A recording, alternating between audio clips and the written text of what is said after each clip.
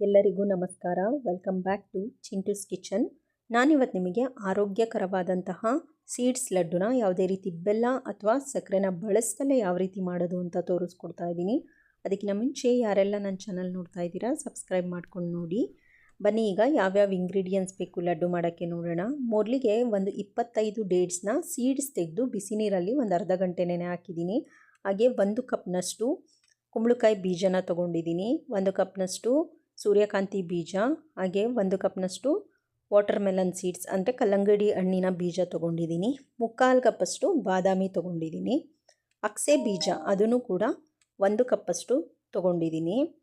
So ಹಾಗೆ ಎಳ್ಳನ್ನು ಒಂದು 3/4 ಕಪ್ಪಷ್ಟು ಎಳ್ಳು ತೊಗೊಂಡಿದ್ದೀನಿ, 1 ಟೇಬಲ್ ಸ್ಪೂನಷ್ಟು ಮೆಂತೆ ತೊಗೊಂಡಿದ್ದೀನಿ. ಇದಿಷ್ಟು ಬೇಕಾಗಿರುವಂಥ ಇಂಗ್ರೀಡಿಯೆಂಟ್ಸ್.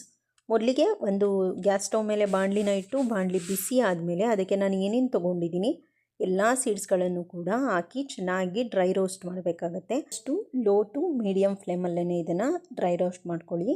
ಒಂದ್ಸಲ ರೋಸ್ಟ್ ಆದಮೇಲೆ ಇದನ್ನು ಒಂದು ಕಾಟನ್ ಬಟ್ಟೆ ಮೇಲೆ ಹರಡಿ ತಣ್ಣಗಾಗಕ್ಕೆ ಬಿಡಬೇಕಾಗತ್ತೆ. ನಾನಿಲ್ಲಿ ಹಾಕಿರೋವಂಥ ಎಲ್ಲ ಸೀಡ್ಸ್ಗಳು ಹೆಲ್ತಿಗೆ ತುಂಬಾ ಒಳ್ಳೆಯದು. ಈ ಎಲ್ಲ ಸೀಡ್ಸ್ಗಳಲ್ಲೂ ಒಮೆಗಾ 3 ಫ್ಯಾಟಿ ಆ್ಯಸಿಡ್ ಆಗಿರ್ಬೋದು, ಜಿಂಕ್, ಐರನ್, ಪೊಟ್ಯಾಷಿಯಮ್, ಕ್ಯಾಲ್ಶಿಯಮ್ ಎಲ್ಲನೂ ಇರೋದ್ರಿಂದ ಸೊ ನಮ್ಮ ದೇಹಕ್ಕೆ ತುಂಬಾ ಒಳ್ಳೆಯದು. ನಮ್ಮ ಹೇರ್ ಫಾಲ್ ಕಂಟ್ರೋಲ್ ಮಾಡೋಕ್ಕಾಗಿರ್ಬೋದು, ಸ್ಕಿನ್ ಹೆಲ್ತಿಗಾಗಿರ್ಬೋದು. ಅದ್ರ ಜೊತೆ ಯಾವೆಲ್ಲ ಹೆಣ್ಣು ಮಕ್ಕಳಿಗೆ PCOD, PCOS ಸಮಸ್ಯೆ ಇವಾಗೆಲ್ಲ ಕಾಮನ್ ಆಗಿರೋ ಅಂಥದ್ದು ಅಂಥವರು ಈ ಸೀಡ್ಸ್ ಲಡ್ಡುನ ಪ್ರತಿನಿತ್ಯ ಬೆಳಗ್ಗೆ ಹೊತ್ತು ಖಾಲಿ ಹೊಟ್ಟೆಯಲ್ಲಿ ಒಂದೊಂದು ತಿನ್ನೋದ್ರಿಂದ ನಿಮಗೆ ಪೀರಿಯಡ್ಸ್ ರೆಗ್ಯುಲರ್ ಆಗೋಕ್ಕೂ ಕೂಡ ಇದು ತುಂಬಾ ಹೆಲ್ಪ್ ಮಾಡುತ್ತೆ. ಇಲ್ಲಿ ಹಾಕಿರೋವಂಥ ಸೀಡ್ಸ್ಗಳ ಜೊತೆಗೆ ನೀವು ಬೇಕಿದ್ರೆ ಡ್ರೈ ಫ್ರೂಟ್ಸ್ನ ಕೂಡ ಆ್ಯಡ್ ಮಾಡ್ಬೋದು. ಮಕ್ಕಳಿಗೆ ಕೊಡ್ತೀನಿ ಅನ್ನೋದಿದ್ರೆ ನೀವು ಒಂದಷ್ಟು ಡ್ರೈ ಫ್ರೂಟ್ಸನ್ನು ಆ್ಯಡ್ ಮಾಡಿ ಕೂಡ ಕೊಡ್ಬೋದು. ಇಲ್ಲ ನನಗೆ ಡ್ರೈ ಫ್ರೂಟ್ಸ್ ಲಡ್ಡುನೇ ಸಪ್ರೇಟಾಗೂ ಕೂಡ ನಾವು ಮಾಡಿ ಇಟ್ಕೋಬೋದು. ಈಗ ನೋಡಿ ಪ್ರತಿಯೊಂದನ್ನು ನಾನು ಚೆನ್ನಾಗಿ ಡ್ರೈ ರೋಸ್ಟ್ ಮಾಡ್ಕೋತಾ ಇದ್ದೀನಿ. ನೀವೆಷ್ಟು ಚೆನ್ನಾಗಿ ರೋಸ್ಟ್ ಮಾಡ್ತೀರಾ ಅಷ್ಟು ಚೆನ್ನಾಗಿ ಈ ಲಡ್ಡು ಟೇಸ್ಟ್ ಕೊಡುತ್ತೆ, ತುಂಬ ಚೆನ್ನಾಗಿ ಟೇಸ್ಟ್ ಕೊಡುತ್ತೆ. ನಾವು ಅರ್ಧಂಬರ್ಧ ರೋಸ್ಟ್ ಮಾಡಿಬಿಟ್ರೆ ಅಷ್ಟೊಂದು ಟೇಸ್ಟು ಸಿಗೋದಿಲ್ಲ. ಸೊ ಎಳ್ಳನ್ನು ಅಷ್ಟೇ, ಬೇಕಿದ್ರೆ ನೀವು ಕಪ್ಪು ಎಳ್ಳನ್ನು ಕೂಡ ಉಪಯೋಗಿಸ್ಬೋದು. ನಾನಿಲ್ಲಿ ಬಿಳಿ ಎಳ್ಳನ್ನು ತೊಗೊಂಡಿದ್ದೀನಿ. ಸೊ ಈಗ ಬಾದಾಮಿ ಎಲ್ಲ ಹಾಕಿ ಪ್ರತಿಯೊಂದನ್ನು ನಾನು ನಿಧಾನವಾಗಿ ರೋಸ್ಟ್ ಮಾಡ್ಕೋತಾ ಇದ್ದೀನಿ. ಯಾರೆಲ್ಲ ನನ್ನ ಚಾನಲ್ನ ನೋಡ್ತಾ ಇದ್ದೀರಾ ದಯವಿಟ್ಟು ಸಬ್ಸ್ಕ್ರೈಬ್ ಮಾಡ್ಕೊಂಡು ನೋಡಿ. ಹಾಗೆ ವಿಡಿಯೋ ಇಷ್ಟ ಆದರೆ ಒಂದು ಲೈಕ್ ಮಾಡಿ, ಶೇರ್ ಮಾಡಿ ಮತ್ತು ಕಮೆಂಟ್ ಮಾಡಿ. ಹಾಗೆ ಸಬ್ಸ್ಕ್ರೈಬ್ ಬಟನ್ ಪಕ್ಕ ಒಂದು ಬೆಲ್ ಐಕಾನ್ ಇದೆ, ಆ ಬೆಲ್ ಐಕಾನ್ನ ಪ್ರೆಸ್ ಮಾಡಿ ಅದರಲ್ಲಿ ಆಲ್ ಅಂತ ಸೆಲೆಕ್ಟ್ ಮಾಡಿದ್ರೆ ನಾನು ಯಾವುದೇ ವಿಡಿಯೋ ಹಾಕಿದ್ರೂ ನಿಮಗೆ ಮೊದಲಿಗೆ ನೋಟಿಫಿಕೇಷನ್ ಬರುತ್ತೆ, ಮೊದಲಿಗೆ ನೀವೇ ವಿಡಿಯೋ ನೋಡ್ಬೋದು. ಸೊ ಈಗ ನೋಡಿ ಎಲ್ಲನೂ ಕೂಡ ಡ್ರೈ ರೋಸ್ಟ್ ಆಗಿದೆ. ಈಗ ಇದನ್ನು ತಣ್ಣಗಾಗಕ್ಕೆ ಬಿಟ್ಟಿದ್ದೀನಿ. ಒಂದು ಅರ್ಧ ಗಂಟೆ ಚೆನ್ನಾಗಿ ತಣ್ಣಗಾಗಬೇಕು. ಇದು ಒಂದು ಸಲ ತಣ್ಣಗಾದ್ಮೇಲೆ ನಾವು ಇದನ್ನು ಒಂದು ಮಿಕ್ಸಿ ಜಾರಿಗೆ ಹಾಕಿ ಫೈನ್ ಪೌಡರ್ನ ಮಾಡ್ಕೋಬೇಕಾಗತ್ತೆ. ಈಗ ನೋಡಿ ಒಂದು ಮಿಕ್ಸಿ ಜಾರಿಗೆ ಹಾಕ್ಕೊಂಡಿದ್ದೀನಿ. ನೀವು ಸ್ವಲ್ಪ ಸ್ವಲ್ಪನೇ ಹಾಕಿ ಪೌಡರ್ನ ಮಾಡ್ಕೋಬೇಕಾಗತ್ತೆ. ಈಗ ಪೌಡರ್ನ ಒಂದು ಬೌಲ್ಗೆ ಟ್ರಾನ್ಸ್ಫರ್ ಮಾಡ್ಕೊತಾ ಇದ್ದೀನಿ. ಈಗ ಅದೇ ಜಾರಿಗೆ ಮೊದಲೇ ನೆನೆಸಿಟ್ಟಿರೋ ಅಂತಹ ಡೇಟ್ಸನ್ನು ನಾನು ಪೇಸ್ಟ್ ಮಾಡ್ಕೊಳ್ಳೋಕ್ಕೆ ಹಾಕ್ಕೊಳ್ತಾ ಇದ್ದೀನಿ.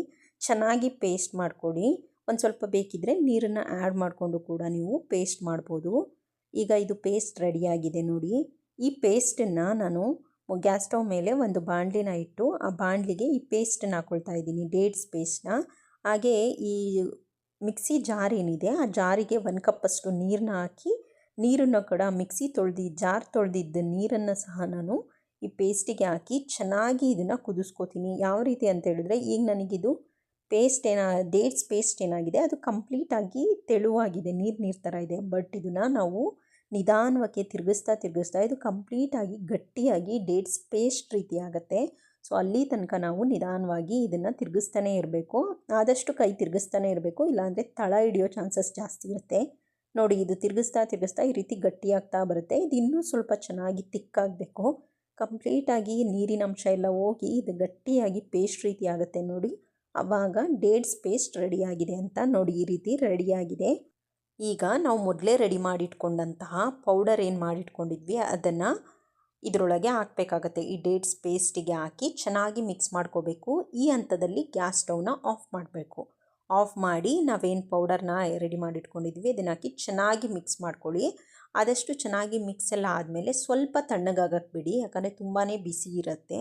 ಸೊ ಹಾಗಾಗಿ ಸ್ವಲ್ಪ ತಣ್ಣಗಾದಮೇಲೆ ಚೆನ್ನಾಗಿ ನೀವು ಕೈಯಲ್ಲೇ ಮಿಕ್ಸ್ ಮಾಡ್ಕೊಳ್ಳಿ. ಆದಷ್ಟು ಕೈಯಲ್ಲೇ ನೀಟಾಗಿ ಮಿಕ್ಸ್ ಮಾಡ್ತಾಯಿದ್ರೆ ನಿಮಗದು ಉಂಡೆ ಮಾಡುವಂಥ ಅದಕ್ಕೆ ಬರೋ ತನಕ ಚೆನ್ನಾಗಿ ಮಿಕ್ಸ್ ಮಾಡ್ಕೊಳ್ಳಿ. ನೋಡಿ ಈಗ ಈ ರೀತಿ ಮಿಕ್ಸ್ ಮಾಡ್ತಾ ಮಾಡ್ತಾ ನಿಮಗೆ ಗೊತ್ತಾಗುತ್ತೆ, ಒಂದು ಉಂಡೆ ಕಟ್ಟಿದ್ರೆ ಗೊತ್ತಾಗುತ್ತೆ.